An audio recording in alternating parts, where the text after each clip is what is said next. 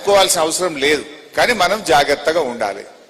ఎవరైతే polling booth ఏజెంట్లుగా ఉన్నామో మన బాధ్యత సక్రమంగా నిర్వహిస్తే ఏ ఓటు ఎక్కడికి పోదు. ఏంది ఎస్ఐఆర్ అంటే ఏంటి? 20 ఏళ్లకు ఒక్కసారి special intensive revision of votes అంటే ఫుల్గా రివ్యూ చేస్తారు. మనమే చూస్తాం ఊర్లల్లో చచ్చిపోయిన ఓట్లు అట్లే ఉంటాయి, తీసేస్తారా? డబుల్ ఓట్లు ఉంటాయి మన బూత్ల. పోలింగ్ బూత్లో పనిచేస్తే ఒక ఓటు 2 జాగాలు ఉంటుంది, ఒకటే బూత్లో కూడా 2 సార్లు వస్తుంది. లేదా ఇప్పుడు హుస్నాబాద్ పట్టణం ఉంది, ఇల్లు ఫస్ట్ వార్డులో కాల్ చేసి 5వ వార్డులకు పోయిండు. ఫస్ట్ వార్డులో ఓటు అట్లే ఉంటుంది, 5వ వార్డులో కొత్త ఓటు రాస్తారు. అంటే ఒక మనిషికి 2 ఓట్లు ఉంటాయి. చనిపోయిన వాళ్ళ ఓట్లు ఉంటాయి, ఊర్లో ఉంటాయి, హుస్నాబాద్ లో ఉంటాయి.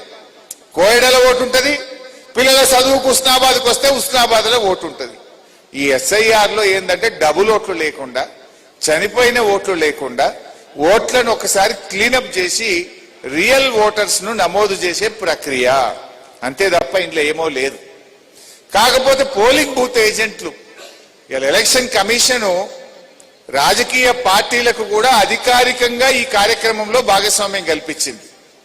రైట్, రాయల్ గా మీరు పాల్గొనొచ్చు. ప్రతి బూత్ కు anganwadi teacher booth level officer గా ఉంటారు. అట్లనే మీరు కూడా పోలింగ్ బూత్ ఏజెంట్ గా మీరు కూడా ఎన్నికల కమిషన్ ఆదేశాల మేరకు మీరు కూడా అంతే అధికారాన్ని కలిగి ఉంటారు. ఈ నెల 25వ తారీఖు నుంచి అది స్టార్ట్ కాబోతా ఉంది. నెల రోజులు ఉంటది, జూన్ 25 నుంచి జూలై 25 వరకు. పోలింగ్ బూత్ ఏజెంట్లుగా మీరు ఎవరైతే బాధ్యతలు తీసుకున్నారో ఈ నెల రోజుల పాటు మీ పోలింగ్ బూత్ ఆఫీసర్ తో పాటు ఇంటింటికి వెళ్ళాలి. మీ అంగన్వాడీ టీచర్తో మీరు మాట్లాడండి. ఎవరైనా సహకరించలేదనుకోండి, ఈ పోలింగ్ బూత్ ఆఫీసర్ మీద, ఈ అంగన్వాడీ టీచర్ మీద ఎంఆర్ఓ గారు అసిస్టెంట్ రిటర్నింగ్ ఆఫీసర్ గా ఆయనకు బాధ్యత ఉంటుంది. వాళ్ళు కూడా సహకరించకపోతే మీరు ఆర్డీఓ దగ్గరికి వెళ్ళి, ఇగో మా పోలింగ్ బూత్ ఆఫీసర్ మాకు సహకరించడం లేదని ఫిర్యాదు చేయొచ్చు. అవసరమైతే వాళ్ళని తొలగించి ఇంకొకరిని పెట్టే అధికారం, హక్కు కూడా పోలింగ్ బూత్ ఏజెంట్ గా, రాజకీయ పార్టీగా మనకు ఉంటుంది. అయితే మీరు ఏం చేయాలి? 2 అప్లికేషన్ ఫామ్లు ఇస్తారు, ఓటర్ నమోదు ఫామ్. ఆల్రెడీ ఇప్పటికే ఫ్యామిలీ గ్రూపింగ్ అని చేసినారు. ఇంట్లో ఒక ఓటు గుర్తిస్తే 2002లో ఒకరి ఓటు ఉంటే ఆ కుటుంబ సభ్యులందరినీ కలిపి ఫ్యామిలీ గ్రూపింగ్ అనేది జరిగింది, వాళ్ళు చేసినారు. ఇప్పుడు ప్రతి ఓటర్కు 2 అప్లికేషన్ ఫామ్ ఇస్తారు. ఆల్రెడీ ఫ్యామిలీ గ్రూపింగ్ అయి ఉంటే ఆ ఫామ్ నింపి ఇచ్చేసేయాలి. చదువుకోని వాళ్ళు ఉంటారు, ఫామ్ నింపరాదు, మీరు నింపచ్చు. పోలింగ్ బూత్ ఏజెంట్ గా ఆ ఫామ్ నింపి నెల రోజుల్లోగా తిరిగి వారికి అంగన్వాడీ టీచర్కి ఇవ్వాలి. మీరు కాకపోయినా అంగన్వాడీ టీచర్ కూడా నింపించే బాధ్యత కూడా వాళ్ళకు ఉంటుంది. సో ఆ రకంగా అప్లికేషన్ ఫామ్స్ 2 ఇస్తే, ఒకటి రిసీవ్డ్ కాపీ మనం ఇచ్చినట్టుగా సంతకం తీసుకొని మన దగ్గర పెట్టుకుంటాం, ఒకటి ఆ అంగన్వాడీ టీచర్ గారికి ఇస్తాం. ఇది మన కార్యకర్తలు బాగా చేయించాలి.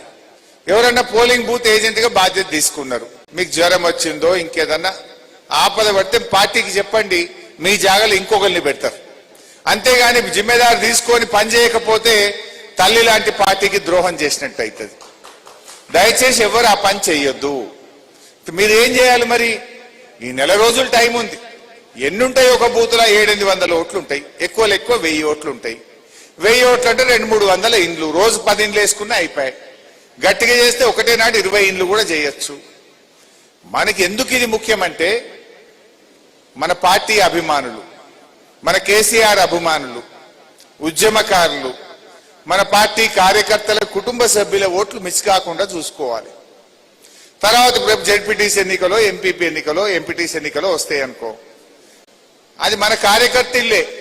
కానీ మనం ఈ ఎస్ఐఆర్ లో వాళ్ళ ఓట్లు నమోదు చేయించకపోతే రేపు అదృష్టం బాలేక 3 ఓట్లతో ఓడిపోయినాం అనుకో, అయ్యో ఇది ఒక్క 5 ఓట్లు రాపిస్తే గెలిచిపోదు కదా అని వెనకసరి బాధపడతామా పడమా?